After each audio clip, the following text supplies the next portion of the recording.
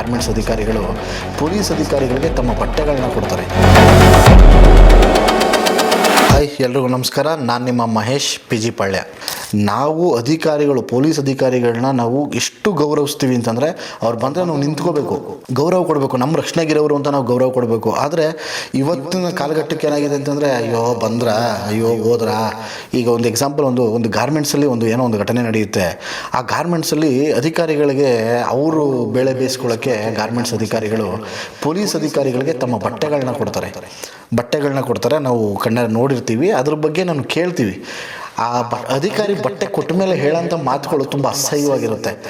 ತುಂಬ ಅಸಹ್ಯವಾಗಿರುತ್ತೆ. ಏನಂತಂದು ಈ ಥರ ಬರ್ತಾರೆ, ಬಟ್ಟೆ ಕೊಡಬೇಕು ಅವ್ರುಗಳಿಗೆ ಅನ್ನೋ ಥರ. ನಾನು ಅವಾಗ ಒಬ್ಬ ಅಧಿಕಾರಿಗೆ ನಾನು ನಿಜ ಹೇಳ್ತೀನಿ ಅವ್ರಿಗೆ, ಸರ್, ಒಂದು 200 ರೂಪಾಯಿನೋ ಅಥವಾ 250 ರೂಪಾಯಿನೋ ಟಿ ಶರ್ಟ್ಗೆ ಅಥವಾ ಶರ್ಟ್ಗೆ ತಮ್ಮ ಅಧಿಕಾರನ ದುರುಪಯೋಗ ಪಡಿಸ್ಕೋತೀರ, ನಿಮ್ಮ ಬಗ್ಗೆ ತುಂಬ ಅಪಹಾಸ್ಯ ಮಾಡೋ ಥರ ಮಾಡ್ಕೋತಿರಲ್ಲ ಸರ್ ಅಂತ.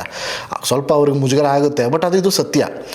ನಾವು ಅಧಿಕಾರಿಗಳು, ಪೊಲೀಸ್ ಅಧಿಕಾರಿಗಳನ್ನ ನಾವು ಎಷ್ಟು ಗೌರವಿಸ್ತೀವಿ ಅಂತಂದರೆ, ಅವ್ರು ಬಂದರೆ ನಾವು ನಿಂತ್ಕೋಬೇಕು, ಗೌರವ ಕೊಡಬೇಕು, ನಮ್ಮ ರಕ್ಷಣೆಗಿರೋರು ಅಂತ ನಾವು ಗೌರವ ಕೊಡಬೇಕು. ಆದರೆ ಇವತ್ತಿನ ಕಾಲಘಟ್ಟಕ್ಕೆ ಏನಾಗಿದೆ ಅಂತಂದರೆ, ಅಯ್ಯೋ ಬಂದ್ರಾ, ಅಯ್ಯೋ ಹೋದ್ರಾ, ಅಯ್ಯೋ ದುಡ್ಡು ತೊಗೊಂಡ್ರಾ ಅನ್ನೋ ಮಟ್ಟಕ್ಕೆ ಇದಾಗಿದೆ.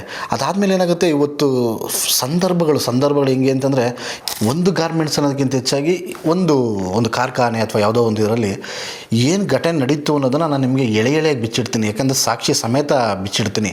ಆ ಅಧಿಕಾರಿಗಳು ಬರೋದು ಅಥವಾ ಅವರ ಫ್ಯಾಮಿಲಿಯವ್ರನ್ನ ಒಳಗಡೆ ಕರ್ಕೊಬರೋದು, ಅಥವಾ ಅವ್ರು ಬಂದು ಬಟ್ಟೆ ತಗೊಳ್ಳೋದು, ಅಥವಾ ಇವರು ಬೇಳೆ ಬೇಯಿಸ್ಕೊಳ್ಳೋಕ್ಕೋಸ್ಕರ ಅಧಿಕಾರಿಗಳನ್ನ ತಮ್ಮ ಕೈಗೊಂಬೆ ಮಾಡ್ಕೊಳ್ಳೋದು ಯಾವ ರೀತಿ ಮಾಡ್ಕೋತಾರೆ ಅಂತ, ಅಲ್ಲಿರೋಂತಹ ವರ್ಕರ್ಗಳಿಗೆ ಯಾವ ಥರ ಪೊಲೀಸರು ಕಾಣಿಸ್ತಾರೆ ಅನ್ನೋದನ್ನ ನಿಮ್ಮ ಮುಂದೆ ಎಳೆಯಾಗಿ ಮುಂದಿನ ಸ್ಟೋರಿಯಲ್ಲಿ ಬಿಚ್ಚಿಡ್ತೀನಿ ಸ್ನೇಹಿತರೆ ನಾನು.